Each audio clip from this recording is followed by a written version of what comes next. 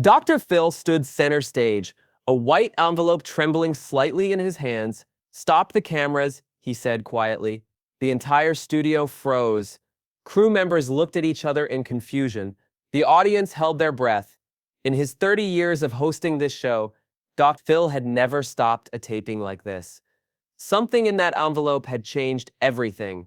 The woman in the chair to his left covered her mouth with both hands, tears already streaming down her face. The man on his right sat rigid, knuckles white from gripping the armrest. Between them, Dr. Phil looked down at the envelope one more time before slowly breaking the seal. The room was so quiet, you could hear the paper tearing. What was inside that envelope would shatter two families, rewrite 42 years of history, and prove that sometimes the truth we've been running from has been standing right in front of us, all along. This is the story of how one DNA test stopped time in the Phil studio and changed everything for everyone in that room. 6 weeks earlier, Sarah Mitchell sat in her kitchen staring at her laptop screen. She'd been researching ancestry websites for months, but something kept pulling her back to one specific feature: DNA testing. At 43 years old, Sarah had always felt like something was missing. Her parents loved her, raised her well, gave her everything she needed, but there was always this nagging feeling, this voice in the back of her mind whispering that something didn't add up. Her mother had died 3 years ago from cancer. In those final weeks when the morphine made her mind wander between present and past, she'd said strange things. "I'm sorry, Sarah. I should have told you. I thought it was better this." Sarah had assumed it was the medication talking, the confusion of a dying brain, trying to make sense of fragments. But after the funeral, when she was cleaning out her mother's belongings, she found a box in the attic. Inside were newspaper clippings from 1981, articles about a hospital fire, reports of chaos in the maternity ward, babies being evacuated, and tucked beneath those yellowing papers was a single photograph, a Polaroid of two newborns in plastic hospital bassinets side by side, on the back in her mother's handwriting. March 15th, 1981, County General. Sarah was born on March 15th, 1981, at County General Hospital. She ordered the DNA test that night. Meanwhile, across town, Robert Chen was dealing with his own mystery. At 62 years old, Robert had spent his entire adult life as a devoted single father to his daughter Emily. His wife had died in childbirth, and he'd raised Emily alone, pouring every ounce of love and energy into giving her the best life possible. Emily was his world, his reason for everything. But lately, Emily had been asking questions. She was studying genetics in her college biology class, and something wasn't adding up. Blood types, inherited traits, family medical history. None of it matched. When she came to him with her concerns, Robert brushed them off. Science isn't always exact. He told her there are exceptions to every rule. But Emily wasn't satisfied, and when she suggested they both take a DNA test just to put her mind at ease, Robert felt his stomach drop. Because deep down, in a place he never allowed himself to examine, Robert had always wondered too. That night, Robert couldn't sleep. He went down to his basement and pulled out a box he hadn't opened.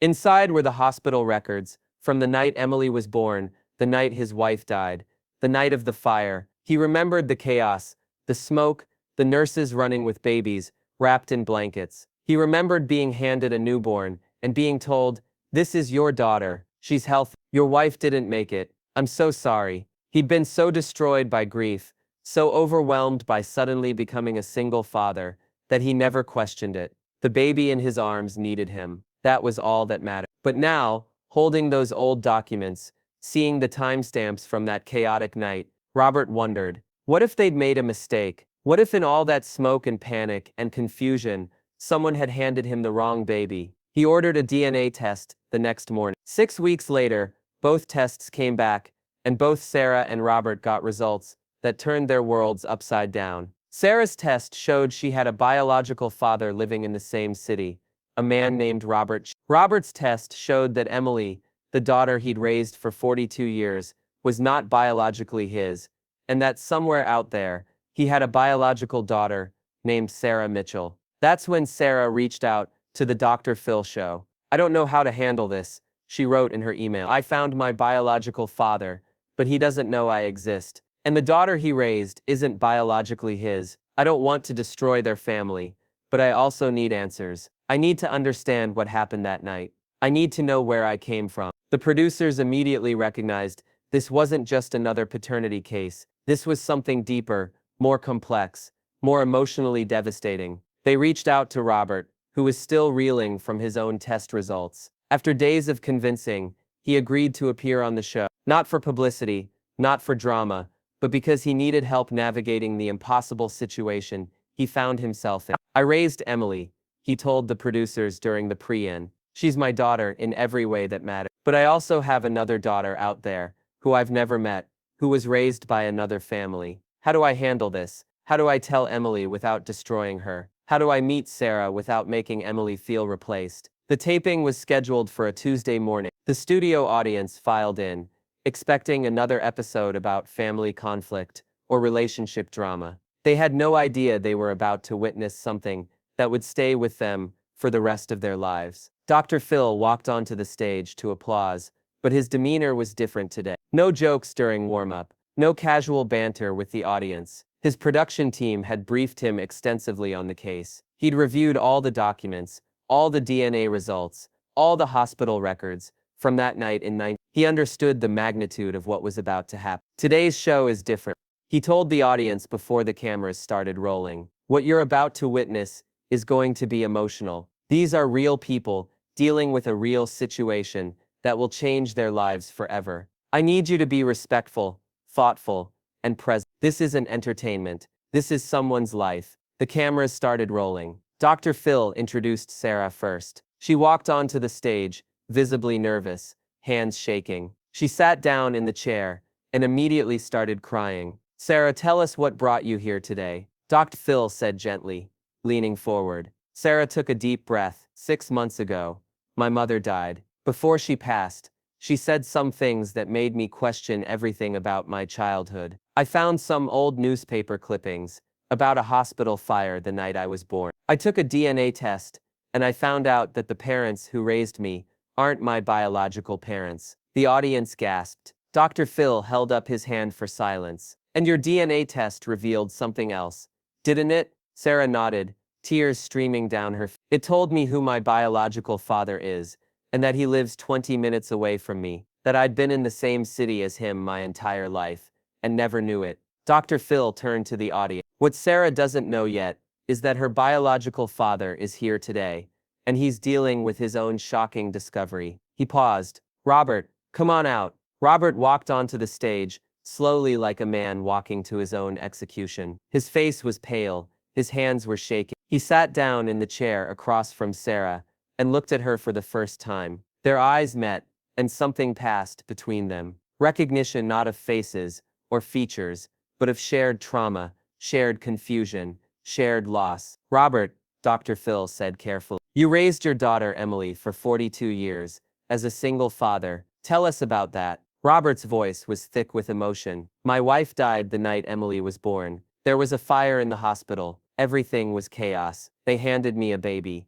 and told me she was my daughter, and I never questioned it. I was so devastated about losing my wife, so focused on being a good father that I never even thought. His voice broke. I loved her. I still love her. She's my daughter. Subscribe and leave a comment, because the most powerful part of this story is still ahead. Dr. Phil leaned forward. But recently you took a DNA test, and it revealed something that shook your entire world. Robert nodded, unable to speak. Robert, Dr. Phil said quietly, the DNA test showed that Emily is not your biological daughter, and this woman sitting across from you, Sarah, is. The studio went completely silent. You could have heard a pin drop. Sarah let out a sob. Robert closed his eyes, tears running down his cheeks. But that's not all, is it, Robert? Dr. Phil continued. There's another part to this story. Emily is here today, too. A young woman walked onto the stage. She was 21 with long dark hair and red-rimmed eyes that showed she'd been crying in the green room. She sat down next to Robert and immediately grabbed his hand. Emily, Dr. Phil said gently, you recently discovered,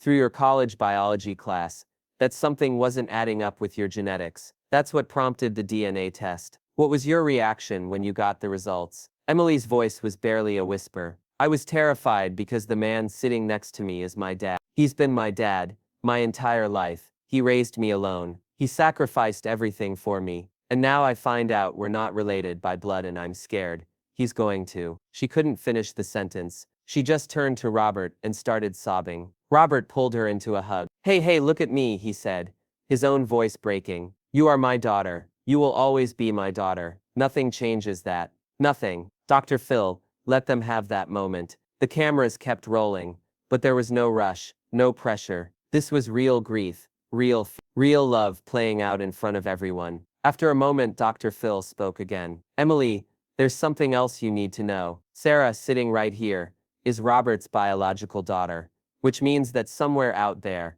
there's another family who has been raising you biologically. Emily's eyes went wide. She looked at Sarah for the first time, really looked at her, and Sarah looked back. Two women, both 42 years old, both caught in the same impossible situation, both victims of a mistake made 4 decades ago in a burning hospital. Sarah, Dr. Phil said, turning to her. Have you found your biological mother, the woman who gave birth to you? Sarah shook her head. She died 6 years ago. I found her obituary. Her name was Margaret Chen. She was Robert's wife. Sarah looked at Robert. I'm so sorry you lost her. Robert's face crumbled. My wife gave birth to you, he said, his voice barely audible. You're her daughter, our daughter, and I never got to know you. I never got to raise you. The weight of that statement hung in the air. 42 years of missed moments, 42 years of birthdays, and graduations, and everyday memories that should have been shared but weren't. All because of one chaotic night, one tragic mistake. Dr. Phil stood up. The cameras were still rolling, but he walked off to the side of the stage and spoke quietly to a producer. The audience watched, confused. This wasn't part of the usual show flow. He came back and stood center stage. I'm going to do something I rarely do, he said. We're going to stop taping for a moment. What's about to happen next is too important, too private, too sacred to rush through for television. These 3 people need time to process, to talk, to figure out their next steps. And I'm going to help them do that, off camera, with counselors, and therapists, and legal advisors, because that's what they need right now. He looked directly at the camera. You at home watching this, you need to understand something. This isn't about ratings. This isn't about drama. This is about real human beings, navigating the most difficult situation imaginable. And sometimes the right thing to do is turn off the cameras and just be human with each other. He gestured to his producers. Stop the tape. The red recording lights on all 3 cameras went dark. For the first time in the history of the Dr. Phil's show, they went to a full stop in the middle of taping, not for a commercial break or a technical issue, but because Dr. Phil decided that humanity was more important than content. For the next 2 hours off camera, Dr. Phil sat with Sarah, Robert, and Emily. They talked, they cried, they asked questions that had no easy answers. Therapists joined. Legal experts explained the complexities of their situation, and slowly, carefully, they began to figure out a path forward. When they returned to tape the conclusion of the episode, something had shifted. The 3 of them sat together, not separated by chairs and distance, but side by side, on the same couch. Dr. Phil held up the white envelope one more time. This envelope, he said, looking directly at the camera, contains the official DNA results that confirm everything we've discussed today. But I want to be clear about something. DNA tells us about biology. It doesn't tell us about family. He looked at Robert and Emily. You 2 have 42 years of love, sacrifice, and devotion. That doesn't disappear because of a test. He turned to Sarah. And you deserve to know where you came from, to have a connection to your biological father and your sister. Robert spoke, his voice steady now. Sarah, I want to get to know you. You're my daughter. Emily is my daughter. I have 2 daughters now, and I'm grateful for that. Emily reached across and took Sarah's hand. I don't know what this looks like yet, but I'd like to find out, together. Sarah squeezed her hand back, unable to speak through her tears. Dr. Phil addressed the camera one final time. Sometimes, life gives us impossible situations. What matters is how we choose to respond. These 3 people are choosing love. They're choosing family. And that's more powerful than any DNA test. Share and subscribe. Make sure this story is never forgotten. 6 months later, Dr. Phil received a photo in the mail. It showed Robert, Emily, and Sarah together at Thanksgiving dinner. Three people who'd been torn apart by a 42-year-old mistake, now choosing to build something new together. On the back, in Robert's handwriting, "Thank you for giving us the space to become a family. The right family. Our family." Phil kept that photo on his desk because sometimes the most powerful stories aren't about revealing the truth. They're about what we do with it once